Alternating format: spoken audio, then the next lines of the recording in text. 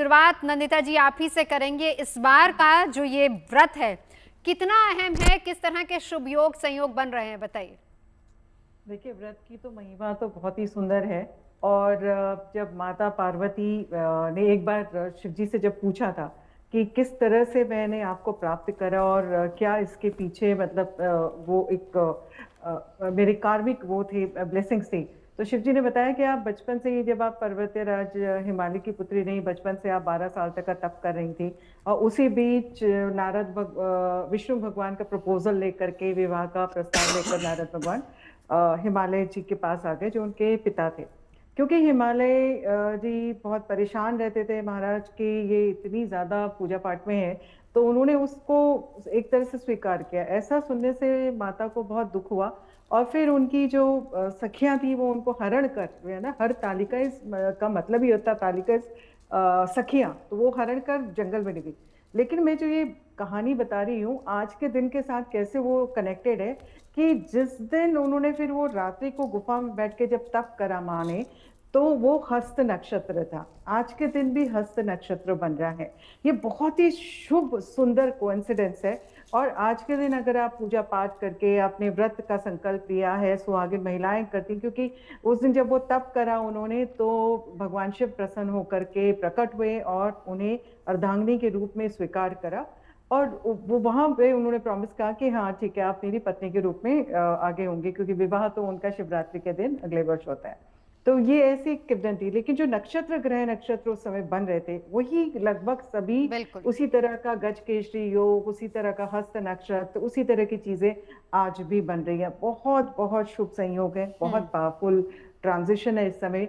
और आज के दिन जो भी महिलाएं व्रत कर रही हैं जी उनको अखंड सौभाग्य की प्राप्ति होने के पूर्ण संकेत दिखाई दे रहे बिल्कुल। हैं। और साथ ही साथ जिन कन्याओं के विवाह नहीं होता वो भी रखती हैं, अच्छे वर प्राप्त करने के लिए रखती हैं।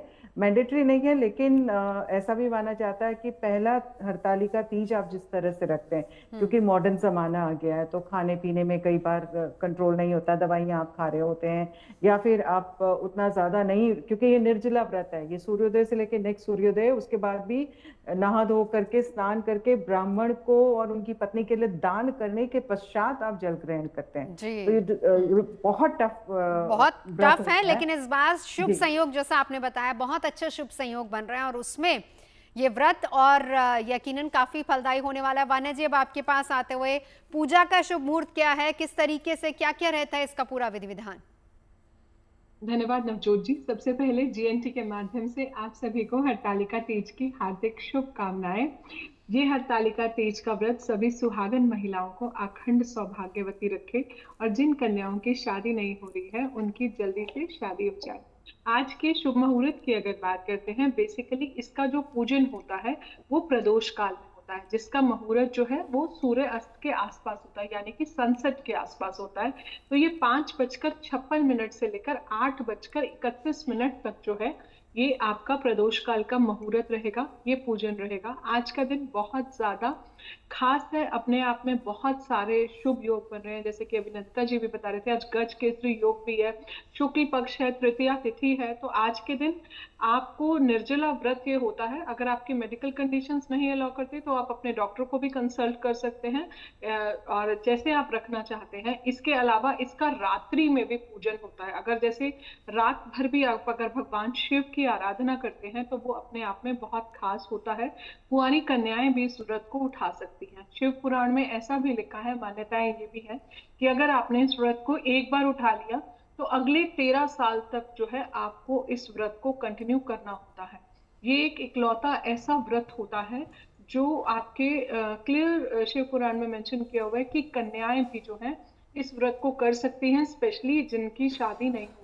और जो सुहागन महिलाएं हैं, आपके लिए मैं कहूंगी कि ये अखंड सौभाग्यवती, आपके पति की लंबी आयु, आपकी लाइफ में एक मैरिटल ब्लिस होता है, वो आपको जो है जीवन में मिलता है, साथ में खुशहाली जो है मिलती है। आज के दिन जो मिट्टी का शिवलिंग है, यानी कि पार्थिव शिवलिंग बनाने की भी बहुत ज्यादा महत्वता होती है। जैसा कि भगवान शिव ने जब माँ पार्वती को बताया था कि कैसे इस शिवलिंग को बनाते हैं, और तब माता पार्वती ने जो है उस शिवलिंग को बनाया था। ये अपने आप में जो है बहुत ही ज्यादा जो होता है शुभ होता है। आज के दिन श्रृंगार का बहुत ज्यादा महत्व होता है। आज के दिन ग्रीन कलर का, हरे रंग का बहुत ज्यादा महत्व होता है। आज के दिन जो है आप 16 श्रृंगार जरूर करें, माता बिल्कुल। पार्वती को भी वो 16 श्रृंगार चढ़ाएं, और जो किसी भी सुहागन महिला को भी जो है आपको वो श्रृंगार 16 श्रृंगार पूरा गिफ्ट करना चाहिए। जी। हरे रंग की चूड़ियों का बहुत ज्यादा महत्व है, और मेहंदी का भी आज के दिन बहुत ज्यादा महत्व सुहाग से होता जुड़ी है। तमाम चीजें उनका महत्व होता है। नितिशा जी आपके पास आऊंगी, क्योंकि है तो व्रत सुहागनों के लिए, लेकिन नंदिता जी बता रही थी कि बहुत सी ऐसी लड़कियां जिनकी शादी नहीं हो रही है वो भी इस व्रत को कर सकती है, तो क्या दोनों का विधान एक जैसा रहता है? थैंक यू नवजोत जी, और आज तक GNT के सभी दर्शकों को हरितालिका तीज की हार्दिक शुभकामनाएं। पहले तो मैं ये बोलना चाहूँगी, चाहे आपकी शादी नहीं हो पा रही है या नई हुई है, और या फिर आपके मैरिड लाइफ में भी कोई प्रॉब्लम चल रही है, तो इस व्रत का आप पूर्ण फ़ायदा उठा सकते हो। इनफैक्ट संतान के लिए भी, क्योंकि हमारे शिव जी और माँ पार्वती पुत्र संतान या संतान के लिए भी माने जाते हैं। तो जिनका विवाह नहीं हुआ है वो भी इस व्रत को रख सकते हैं, और साथ ही साथ एक उपाय भी कर सकते हैं जिनकी शादी अभी तक नहीं हो पाई है या किसी कारणवश नहीं कर पाए हैं वो। तो उन्हें क्या करना है, आज के दिन माँ पार्वती और शिव को एक साथ किसी मंदिर में, या खुद भी अगर आप अपने पार्थिव शिवलिंग बना सके तो उससे भी आप बना सकते हैं, उनको श्रृंगार का सामान चढ़ाते हुए, स्पेशली माँ पार्वती को हल्दी की गांठ को चढ़ाते हुए उनसे अपने विवाह के लिए अगर आप मनोकामना बोलते हैं, उनसे प्रार्थना करते हैं, तो आपकी सभी प्रार्थनाएं पूर्ण होती हैं। और साथ में उन्हें श्रृंगार का सामान चढ़ाना आज के दिन तो बिल्कुल भी ना भूलें। दूसरा, जब मैं मैरिड लाइफ की बात करती हूँ, आपकी शादी हो चुकी है और मैरिड लाइफ में प्रॉब्लम्स आ रही हैं, तो अगर आज के दिन आप शिव पार्वती का विवाह करवाते हैं, गठबंधन करते हैं, तो आपकी मैरिड लाइफ में सुधार आने शुरू हो जाते हैं। साथ ही साथ माँ पार्वती को हल्दी की गांठ चढ़ाते हुए अगर वो स्त्री अपने गले में हल्दी की गांठ को पहनती है कम से कम 21 दिन, तो आप देखेंगे कि आपके मैरिड लाइफ में जो प्रॉब्लम्स आ रही थी वो दूर होंगी। और हाँ, आज के दिन सिर्फ माँ पार्वती को नहीं, अपनी सास को या अपने घर की जो बड़ी महिलाएं हैं, आप उनको भी अगर कुछ गिफ्ट दे देती हैं, कपड़े हैं, श्रृंगार का सामान है, बिछुआ है, मेहंदी है, पायल है, तो भी आपकी मैरिड लाइफ में आ रही प्रॉब्लम्स दूर होती है। और सिर्फ पार्वती जी को श्रृंगार का सामान नहीं, शिव जी को भी आपने श्रृंगार का सामान चढ़ाना है, उनको भी पूरा सुंदर सा एक अच्छा सा रूप देना है, यानी उनका जनेऊ, चंदन, तिलक, भस्म, ये सब उनके श्रृंगार में है, उनका भी श्रृंगार आज के दिन जरूर करें। जी।